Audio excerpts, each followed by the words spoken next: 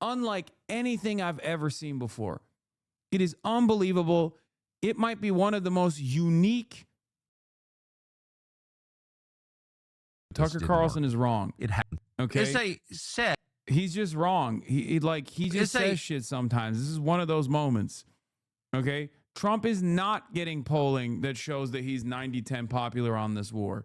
That's not true.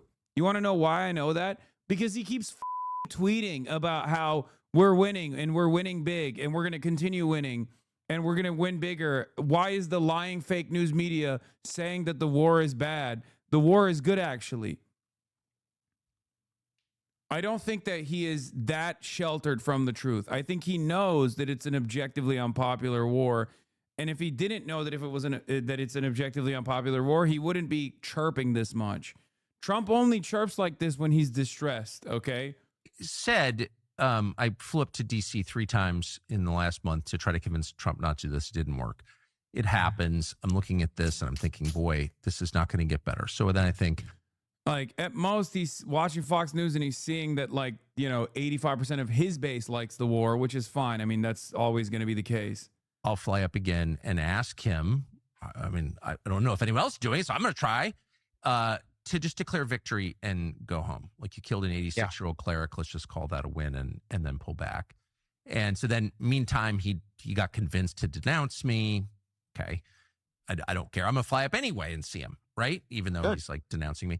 So I call over there to see, call someone who knows him. I said, I'm just going to fly up anyway and tell him this because I think it's so important. And the person says, don't bother, because he's being shown polling that this war is like a 90-10 win for him. And I said, I don't know where that polling is coming from. It's like, I guess you could make any kind of poll, and he's watching Fox News, which is telling him the same thing, and he's getting fake polling. I guess they're only polling Sean Hannity's viewers or something.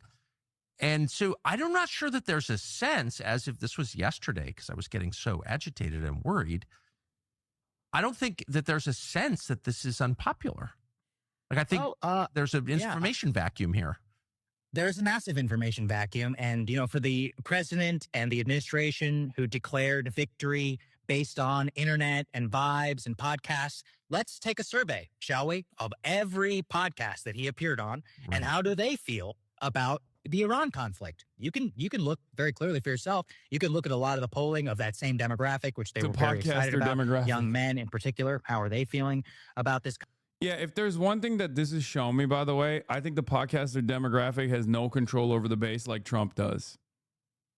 Okay? Because virtually every podcast he's been on is like, why are you Israel's slave? And yet every person, according to polls, every person that has voted for Donald Trump, every person that is MAGA is like, we are Israel's slave. Thank you so much for being a servant of Israel. We also love being that. That's our favorite thing. It's actually like a light switch, dude. Straight up.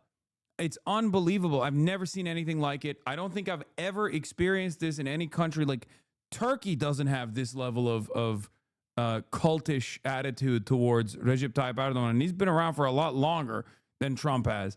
I don't think people loved Assad this much in his base. I don't think people loved Putin this much in his base. Like,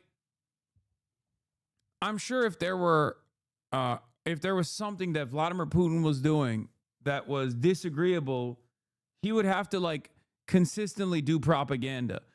What I'm trying to say is, with Donald Trump, it takes one day. It takes a moment. If you looked at the polls, as we did here on this broadcast, leading up to America striking Iran, there was I think it was like 35% approval and, 65% disapproval for among Republicans, right? 35% approval, 65% disapproval among Republicans in terms of striking Iran.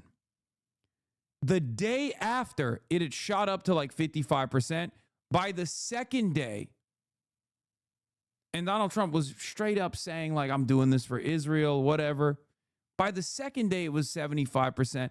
And by the third day, it was up to 85% approval. It's unlike anything I've ever seen before. It is unbelievable. It might be one of the most unique collective psychosis incidents in the history of mankind. Democrats cannot whip up their base for anything with this severity. It's actually truly not even bordering on mental illness. I think it is mental illness. Lol, you repeating Trump? What do you mean? We care more about oil than life? Lol, you repeating Trump? conflict. And, if you were saying 90-10, it's not even true in the Republican sense. I mean, the latest one that I saw was like 72% Republicans, which by That's wrong. It's 80. It's 80 to 85%. I've never seen a poll that says 72%, unless he was talking like last week. the way, Mr. President and everybody in the administration, Bush had 93 for Iraq. And how did that turn out for him? Right. So let's not put all of our eggs in the basket of just because Republican voters are here, that this is all going to be like sunshine and roses. And I also would not make the spurious claim that it's all about Iran. It's about compounding effects. The gas price effect of the Iran conflict is going to be dramatically more important to the White House's political chances in the midterms than anything that's actually happening on the ground. I don't think it should be that way, but that's reality. And I do think also, He's talking about Republicans not MAGA. No, this is probably an older interview. That's why he says 75%, because it was like day 3, it was 75%. Right now it's at 85%. I have not seen a single instance where Republicans. By the way, Republicans are MAGA. There is no difference between MAGA and Republicans. That's the whole base. I mean, this has been the case for everything. One of my first interactions with this cult, this cult-like zealotry from the Republicans was on the issue of Ukraine. Republicans are, by and large, even more propagandized than the Democrats are. This isn't to say that Democrats aren't propagandized, but Republicans are simply just, a little bit dumber, on the dumber side, right? And for years and years, Republicans had despised Russia because they kept saying Russia is communist. For years. Until Donald Trump came out and said Vladimir Putin is good, basically, and Ukraine is bad. At which point, Republicans almost universally, overnight, flipped the switch and decided Russia is good and Ukraine is bad. Now, that's mind-boggling, because that to me shows that Donald Trump can single-handedly undermine not just like, a decade of propaganda. He can undermine almost a century of propaganda.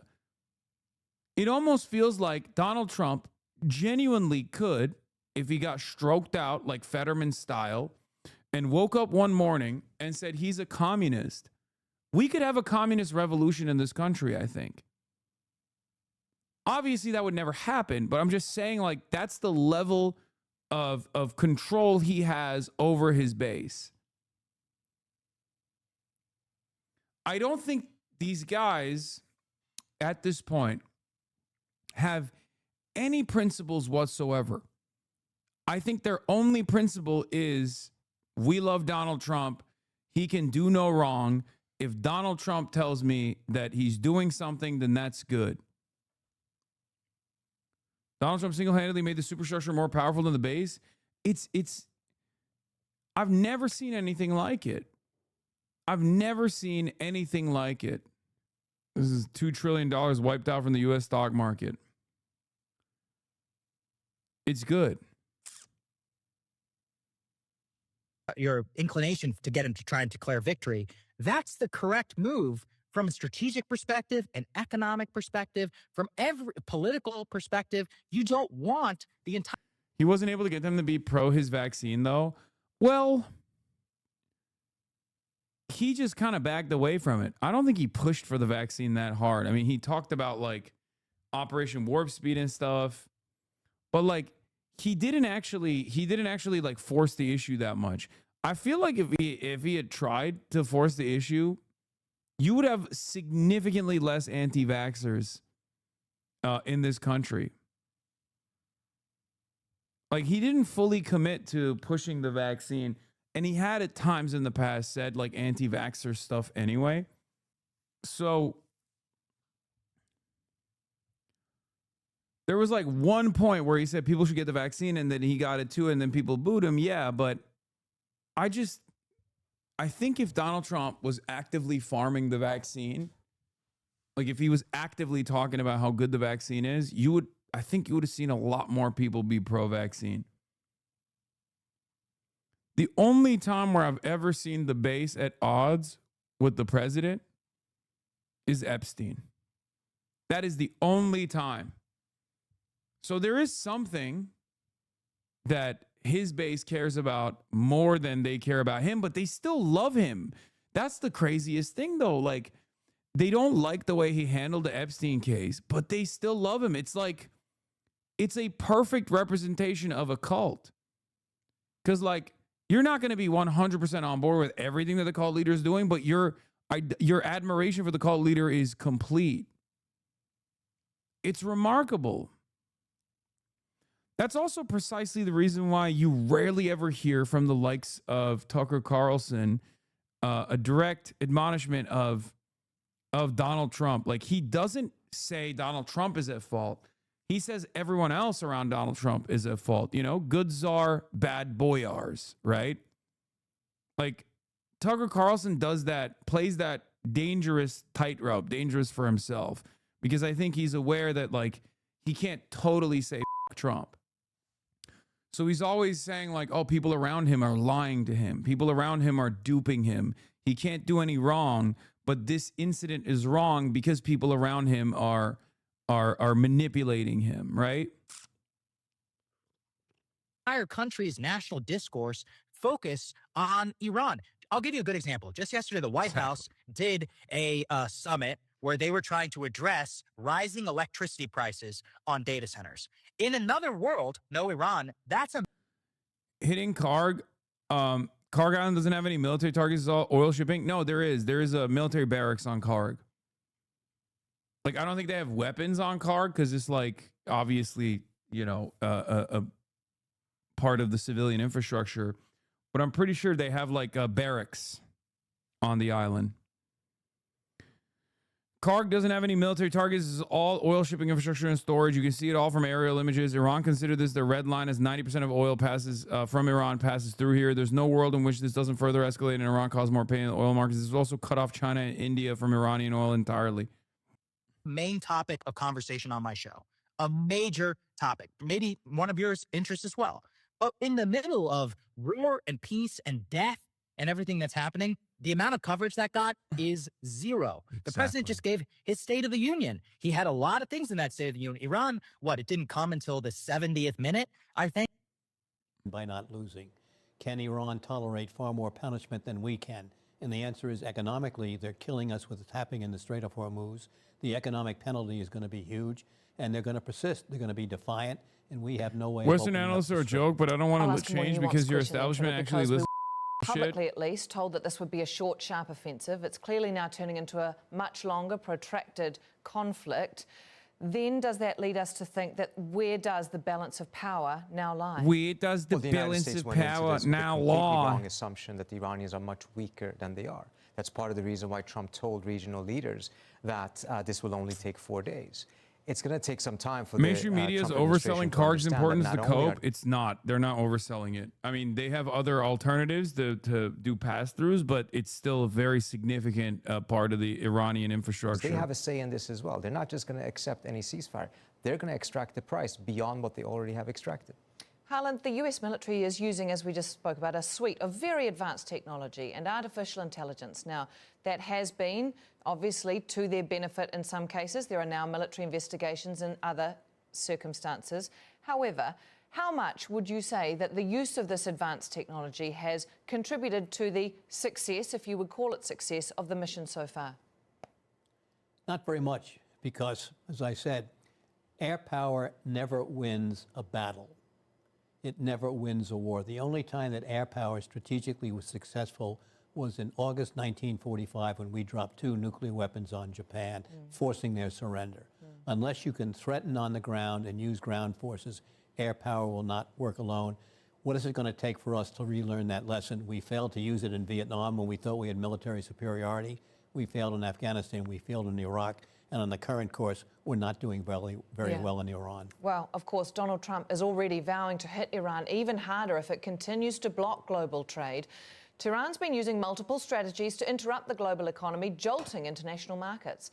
Let's take a look at this report from Mani Rapolo from Washington, D.C. Remember those who have not returned.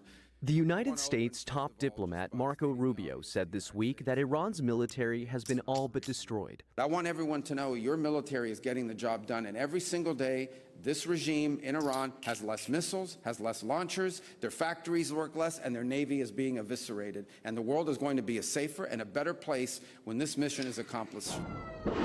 Despite reports that Iran's missile capabilities have been degraded by as much as 90%, analysts say Tehran still holds a powerful form of leverage as it tries to continue to resist both the United States and Israel in the widening conflict. That strategy largely centers on geography. Iran sits along the Strait of Hormuz, one of the world's most important energy choke points. Roughly 20% of the world's oil supply passes through this narrow shipping lane every day, and Iran has long threatened to shut it down. From placing mines in the waterway to targeting tankers or even striking Gulf oil infrastructure, Tehran has several ways of causing significant disruption to global energy supplies. Analysts say the goal may be one of two things: either force Washington and its allies back to the negotiating table, or trigger a global energy shock, pushing oil prices to record highs and sparking a worldwide inflation crisis.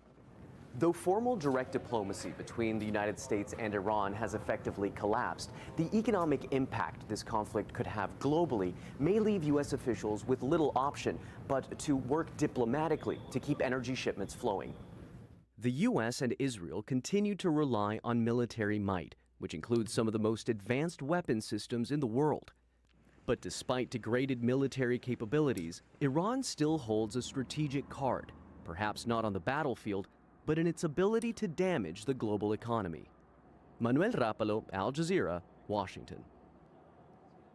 All right, Harlan and Tritta, I'll bring you back in. Tritta, Pete Hegseth, the Secretary of Defence, has said the only